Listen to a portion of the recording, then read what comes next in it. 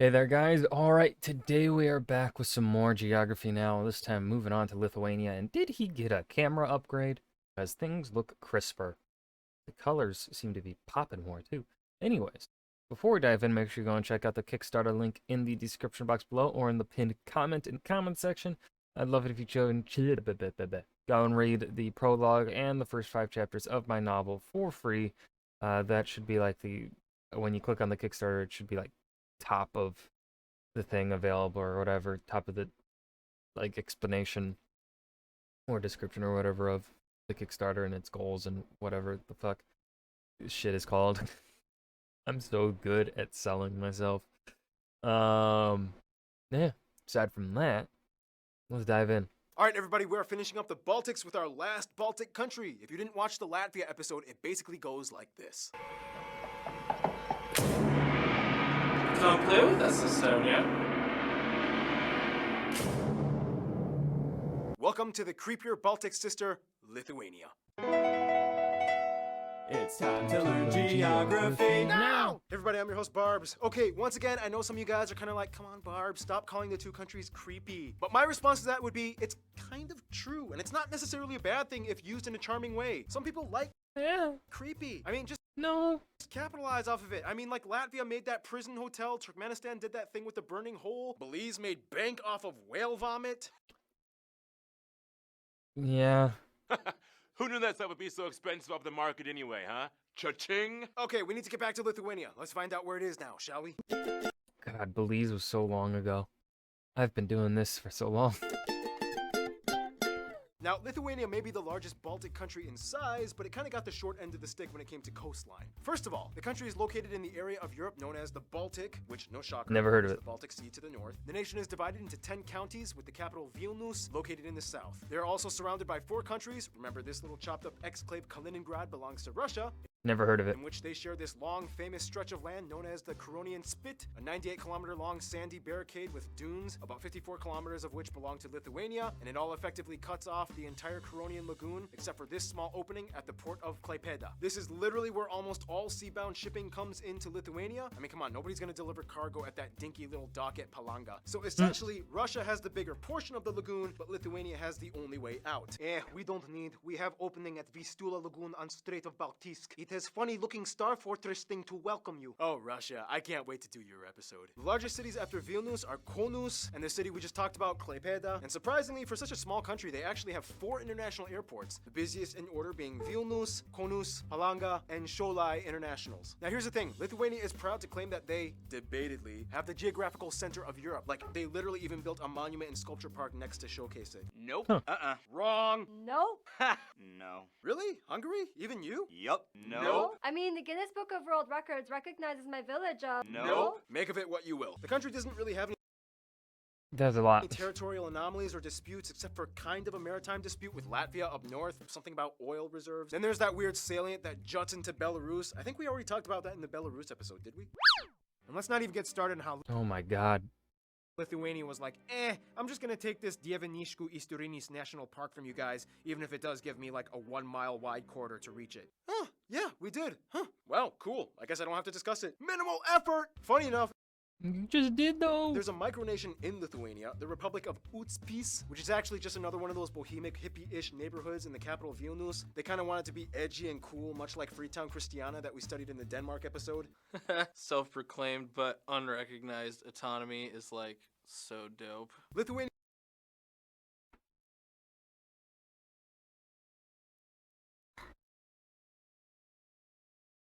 It does Damn kind of it. have a dark past. I mean, they did play a huge role in the Holocaust during World War II. They had one of the most significant Jewish populations in Europe, once nicknamed the Jerusalem of the North. Nearly the entire population of about 250,000 was killed by Nazis with a huge massacre at Ponary. Many were sent to the HKP 562 forced labor camp in Vilnius. Today, various memorials and museums and exhibitions can be found to commemorate the incident. Also, due to the high emigration rate after joining the EU, many towns started to see houses and buildings and properties left unattended and decaying, like the Ignalia nuclear power plant, the Palace of Sports and Concerts, the Trade Unions building, the Plokštine nuclear launch site. Yeah, nuclear launch site. So yeah, that kind of sets the mood, right? Oh, and they also have a Devil's Museum and a KGB experience in a former Soviet bunker where you can pay to pretend to be a prisoner getting yelled at and interrogated, complete with guard dogs and everything.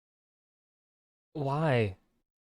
you have a degradation kink, just fucking say it. Jesus Christ, people. everything. Charming! Speaking of which, some places of interest might include, and keep in mind, I will not really pronounce these Baltic words because they're so hard. These castles, this monastery, the Liberty Boulevard, the Hill of Three Crosses, the Monument of the Victims of Fascism, the funicular railway of this place, the Museum for the Blind, the Cat Museum, the Museum of Illusions, the Frank Zappa Memorial, the Pan House, the Orvidas Garden, and finally the two most iconic cultural landmarks that might really give you a feel of what Lithuania is all about, the Hill of Crosses, which has over 100,000 crosses, and nobody really knows why it got started that way. And even though the Vatican says it's a holy place full of power, the locals think it's kind of creepy. And the Hill of Witches, a sculpture park with sinister-looking carved wood images depicting characters from ancient Lithuanian folklore from back in the pagan days. So yeah, Lithuania is kind of like a weird pagan-y, Catholic-y, forest-loving, technology-advancing, but kind of reserved and overcast country. So much to cover. Let's start with those forests. Again, his audio is off. He's not the same volume as these transition screens, and it bothers me. Well, here we are again for the third time explaining It's so basically much the more same thing that we quiet. discussed in the Latvia and Estonia episodes. I know you're going to be tempted to skip. He had his volume balanced, like, there was a series of episodes, I can't remember which ones, because there's so fucking many, but, like, we were on a hot streak for a while, and then these last, like, few have been, the audio's been off, and god damn it. Through this section, so to keep you watching, here's Keith on bass. Is that all you want? Lithuania, or Lietuva, gets its name from Lietus va, which means rain here, symbolizing the abundance of rain and fertile land. First of all, the country is made up of four general parts: the flat coast, the slightly higher uplands, the middle lowlands, and the Baltic highlands. Here you can find the tallest point, Aukštojas, at only about 293 meters in elevation, making Lithuania the flattest of the Baltic states. Amidst everything, at over a third of the country, you will find, just like the other Baltic states, a plethora of boggy marshland and swamps, as well as forests, the longest river being the Neman, which starts in Belarus, flowing through Konus, blocking into the Konus Reservoir. However, the largest lake would be Lake Drukshai, shared partially with Belarus. Wait, did I mention that in the Belarus episode? Also, you have an island split between Belarus and Lithuania in Lake Ryčių, and two islands and two peninsulas in Lake Drukšie or Drisvati. Dang, I did a good job in the Belarus episode. I'm making my job so much easier for me. Oh, and the national animal is a stork. Lithuania also has the highest nesting density for storks in the world. They believe it's good luck if a stork nests near your house. They even have a holiday dedicated to them on March 25th. So anyway, resources. One thing that Lithuania is famous for is amber. The Baltic coast has the largest known natural amber deposits in the world, and Lithuania was pretty much the place where it all started, in the town of Juodkrantė. I'm not even gonna try that again. Otherwise, much of the land is arable, over a third is cultivated. Some national dishes of Lithuania might include things like cold beet soup, stuffed cabbage rolls, that Kastinis dairy product thing, anthill cake, tree cake, poppy seed rolls, blood soup, and Liliputas cheese. Para todos los que hablan español, sí, lo escuché también, cálmate a todos. And probably the most iconic dish, potato dumplings. Whew, got through that section. Now, let's meet the Lithuanians, shall we? That's like I think it's one of the first ever food sections where none of that really seemed appetizing to me.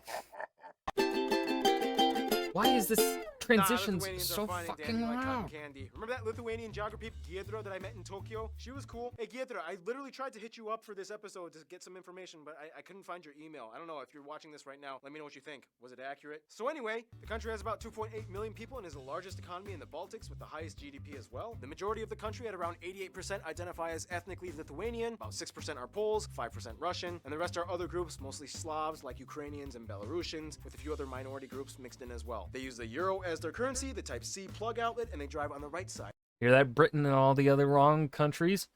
That's fucking right, the bit, again, continuing on. The right side of the road, because it's correct. The left equal wrong. Wrong side of the road. Okay? Okay?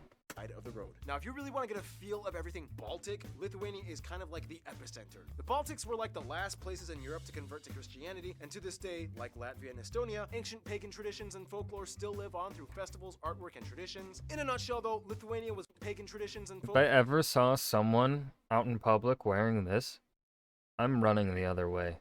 As fast as I can. I'm just going. I'm just running. Nope, I'm leaving the country. still live on through festivals, artwork, and traditions. In a nutshell, though, Lithuania was more Catholic influenced and Latvia was more Protestant influenced. Lithuania joined Poland in a Commonwealth and became at one point the largest country in Europe, while Latvia was taken over by the Germans and Prussians and whatnot. First of all, the language. As mentioned before, Latvian and Lithuanian are the only two surviving Baltic languages left in the world. Their older brother, Old Prussian, died out in the 1800s. And these two languages are ancient, like older than Greek. Half the words and names end in S, and like half of everything ends in like onus or ites. Lithuanian is disputably the oldest Indo-European language still in use. Some say it even still retains words that related to ancient Sanskrit originated in India. Yeah, India. For example, Agnis versus Umnis, Vayus versus Veyas, Devas, Dievas, and the list goes on and on. It's pretty strange how close the coincidence is when you look into it. Oh, and to say thank you in Lithuanian, all you have to do is sneeze. Like, literally, the word for thank you is achu. Now, if you don't know anything about the Baltic, this region has the highest ratio of two things: blonde-haired, blue-eyed people and women to men. The numbers usually switch off every so often, but Lithuania usually ranks second or third between Latvia and Estonia when it comes to male and female ratios, ranging between 0.88 males for every female. This is partially due to a number of factors, such as large portions of the male population being killed off during war times, mortality rate. Yeah, but that was so long ago. You would think that, like, that ratio should have fixed itself. I mean, certainly being under Soviet rule may not have helped, but you wouldn't think it'd be so bad that they're still at such a high discrepancy. It's so crazy. I don't understand that discrepancy. Rates caused by things like smoking or alcoholism and suicide. Here at Geography Now, we don't gloss over the controversy, but try to report it as objectively as possible. And unfortunately, Lithuania often ranks in the top 3 suicide per capita nations in the world, many times first. In a weird way, though, this dark fact has kind of put a sort of weirdly romanticized image on Lithuania and Lithuanians to the point where the people just kind of shrug and own up to it. I mean, this dude invented a euthanasia roller coaster concept designed to kill the passengers, and Lithuania No. was selected to be the childhood home of fictional character Hannibal Lecter. Add some pagan statues juxtaposed to thousands of overly ornate crosses in a swampy land, and bam, you have the perfect setting for... No, but seriously, Lithuania is not all jump scares. It's more of like a legendary place where ancient customs still live on, with a valiant populace that became the first to break away from the Soviet Empire. And they love basketball. Speaking of which, history time. In the quickest way I can put it, pagan tribes, this guy unites them all and becomes king, like literally the only king in all their history. Wars with the Teutonic Order. The 1400s, it becomes the biggest country in Europe with the Polish-Lithuanian Commonwealth. They briefly colonized parts of Africa and the Caribbean. Colonies sold off and lost. Divided by Russia, Prussia, and Austria. Book smuggling years to keep their language alive. Quick independence in 1918, but then the Russians came in again. Nazis tried to take a go. Back to the USSR. Bloodiest guerrilla war in European history. Over 30,000 Lithuanian men die. Singing revolution with all the other Baltic states. Independence finally in the 90s. Joins the EU and Eurozone. They somehow became the basketball capital of Europe, and it's almost like a religion to them. And here we are today. You know what? That was a pretty good recap / summarization of Lithuanian history. Definitely a lot better than some of the others they did. Like, there was one, I can't remember which country it was, but one of the previous countries that we watched, he started at super far back and then skipped like 5,000 years of history to like the modern day or something, or like to the 1700s. I can't remember which country it was, but I remember there was one like that. And it really was like fucking whiplash. And speaking of basketball, some famous Lithuanians might include all these basketball players. Never and heard this of one him. is probably the most famous. This guy who was supposed to be like the king but died before it could happen. Painter Mikalojus Konstantinas. Director Jonas Mekas. Writer Salomėjas Neris. Virgilius Alekna. Celebrities with partial Lithuanian heritage, but it still kind of counts to Lithuanians, might include Jason Sudeikis, Charles Bronson, John C. Reilly, Sean Penn, Sacha Baron Cohen, Bob Dylan, William Shatner, Pink, Anthony Kiedis. And before we finish off this segment, some last-minute factoids. Instead of the Easter Bunny, they have an Easter Grandma. They have the highest number of hot air balloons per... Hold on. We're just moving past the Easter Grandma like that? Explain. Extrapolate. capita. They have their own national perfume scent. They have some of the fastest internet in the world. It's considered bad luck to whistle inside of a house, otherwise it'll explode and burn down. And yeah, that's about it for now. Lithuania. Let's talk about their friends now.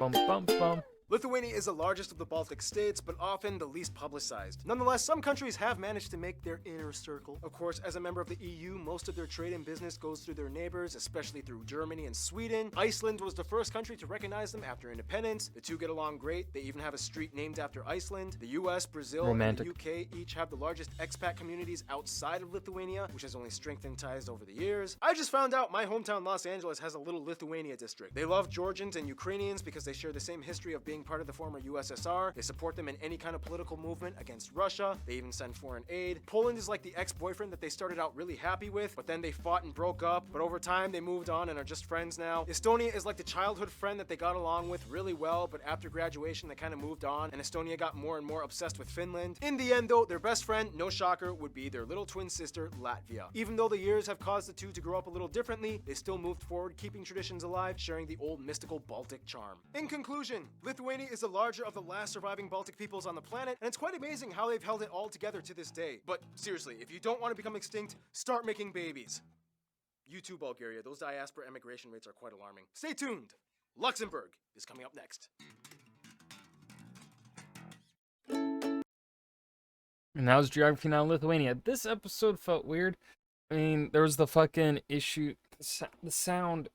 What happened? What happened? He's so quiet. He's so fucking quiet. He wasn't this quiet before. It's mainly the imbalance with the fucking transitions that bothers me, and the other people that partake, like I forget their names.